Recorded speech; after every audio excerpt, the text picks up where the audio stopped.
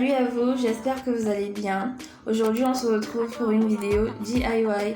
J'ai décidé de laisser mes cheveux tranquilles cette semaine et quoi de mieux que le bonheur en terme pour les garder bien hydratés et maintenir des boucles bien définies. Je vous montre tout de suite comment réaliser 3 variations de ce masterpiece. Vous allez voir, c'est super simple. Avant de commencer, vous aurez besoin de 2 coupons de tissu de 50 cm chacun, des ciseaux, de mètres-rubans, d'un élastique, des épingles et d'une machine à coudre ou du fil délégué. Donc vous allez commencer par plier votre tissu en 4.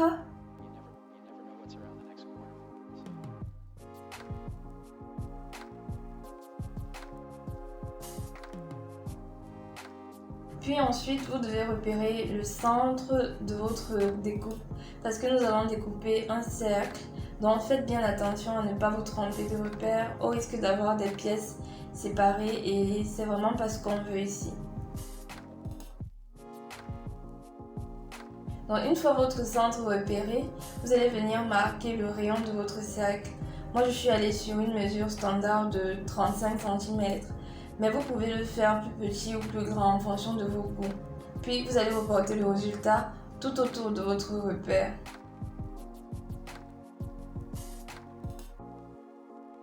Donc soyez bien délicat et précis pour avoir un cercle net.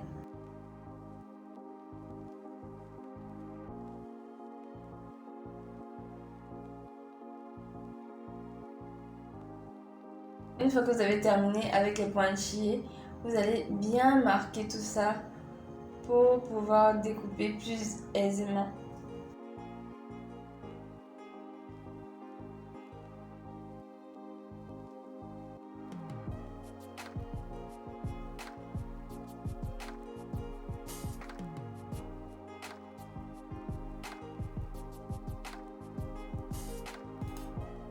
Une fois la découpe terminée, dépliez votre tissu.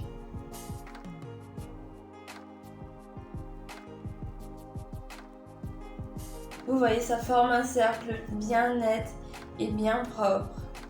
Donc, maintenant vous allez découper votre deuxième coupon. Vous pouvez répéter le processus qu'on a fait avec le premier, mais perso, je préfère juste le faire de cette façon. Donc, je vais prendre mon premier coupon et le mettre endroit contre endroit sur le deuxième. Je fais attention et je m'assure que c'est bien stable. Puis, je vais épingler tout autour.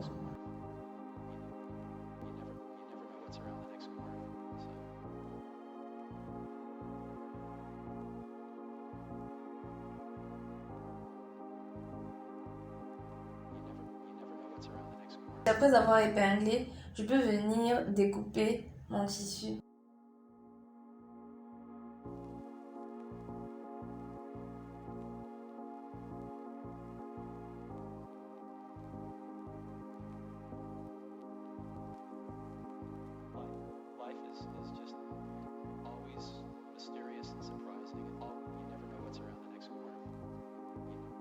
Je sais pas vous, mais pour moi, de cette façon, tout me paraît bien net. Pour la suite, je vais coudre tout autour de mes pièces à 5 cm du bord. Et bien sûr, n'oubliez pas de laisser une ouverture d'environ 5 cm pour pouvoir retourner votre pièce.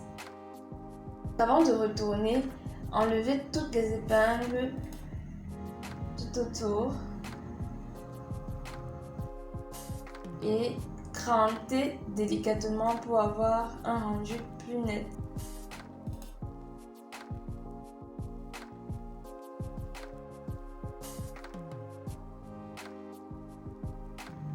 Donc voilà, mes pièces je les ai retournées et je les ai repassées et vous voyez le rendu est bien net.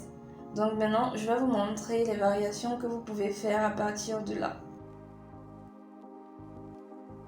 Pour le bonnet à bande élastique, vous aurez besoin bien sûr de votre élastique et du mètre. Vous allez mesurer la largeur de votre élastique plus 1 cm pour son aisance et marquer le résultat aux alentours de votre pièce. Donc pour moi, c'était 2 cm et demi, donc plus 1 cm d'aisance, donc 3 cm et demi. Et j'ai marqué tout autour.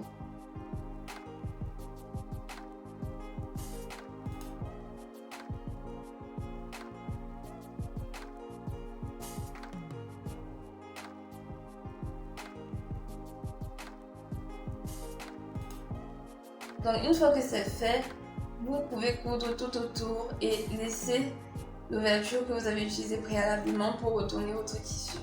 Elle va vous servir à faire passer la bande.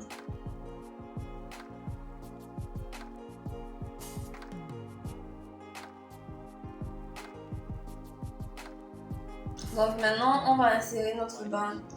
Là, j'ai mesuré mon tour de tête et je l'ai coupé net ni plus ni moins pour la bande. Je me suis ensuite servi d'une épingle pour insérer ma bande.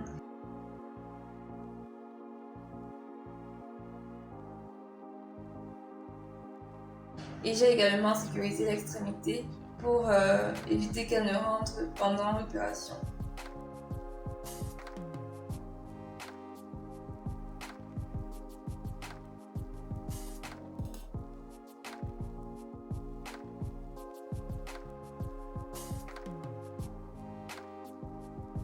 Donc, une fois que vous avez terminé d'insérer votre bande, vous pouvez l'associer à son extrémité et coudre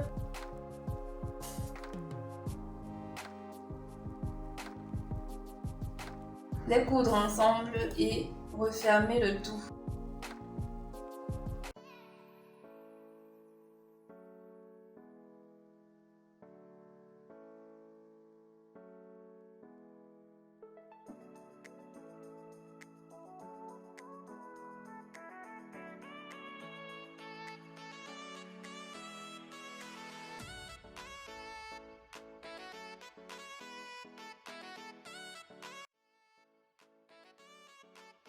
Maintenant, nous allons réaliser un bonnet à France, donc qui sera froncé tout autour. Et pour le faire, nous allons tracer un peu différemment. Toujours avec une ouverture, nous allons tracer le circuit par lequel passera notre bande. Pour commencer, reportez la valeur que vous aimeriez que vos fronces aient. Moi, je suis partie sur 5 cm et j'ai marqué tout autour. Puis à partir des marques précédentes, rajoutez une seconde ligne vers l'intérieur, donc la largeur sera égale à celle de votre élastique, plus demi centimètre. Pour moi c'était 1 cm et j'ai marqué tout autour. Donc vous allez coudre cette seconde ligne là sans laisser d'ouverture, alors que sur la première vous allez laisser une petite ouverture pour insérer l'élastique.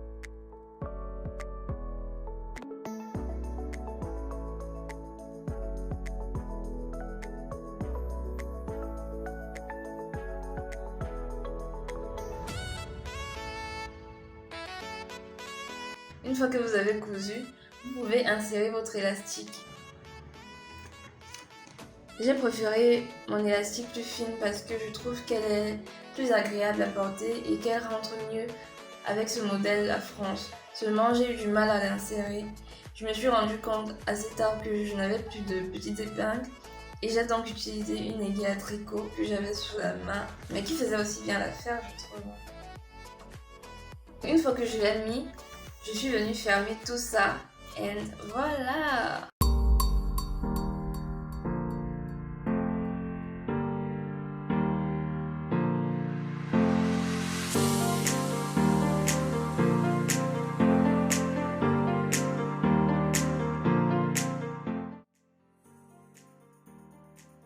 Dans le cas où vous n'avez pas d'élastique, pas de panique, vous pouvez toujours utiliser cette alternative. Après avoir suivi le principe de base que j'ai réalisé préalablement, vous allez découper une bande dont la longueur sera égale à votre tour de tête multiplié par 2 plus 20 cm et dont la largeur sera égale à 13 cm.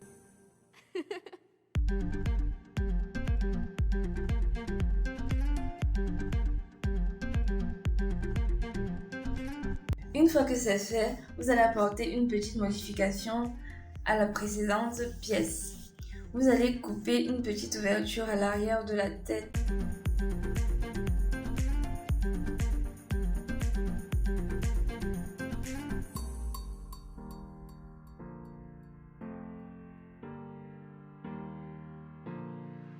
Donc une fois que c'est fait, vous allez relier votre pièce à votre bande.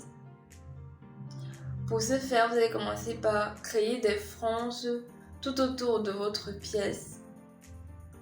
De la pièce ronde en fait. Donc vous allez créer des franges à l'aide de votre aiguille ou de votre machine à coudre. Et une fois que vous aurez terminé, vous allez tirer votre fil pour bien marquer les franges. Et ensuite, vous allez venir sécuriser les extrémités pour que ça ne bouge pas.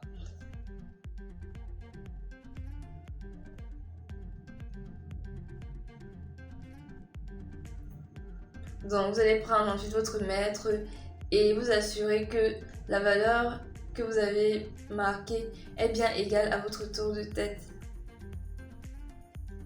Donc, lorsque c'est bon, vous allez donc venir assembler votre bande à votre chapeau, ayant bien sûr également marqué le tour de tête sur la bande. Et coudre tout autour.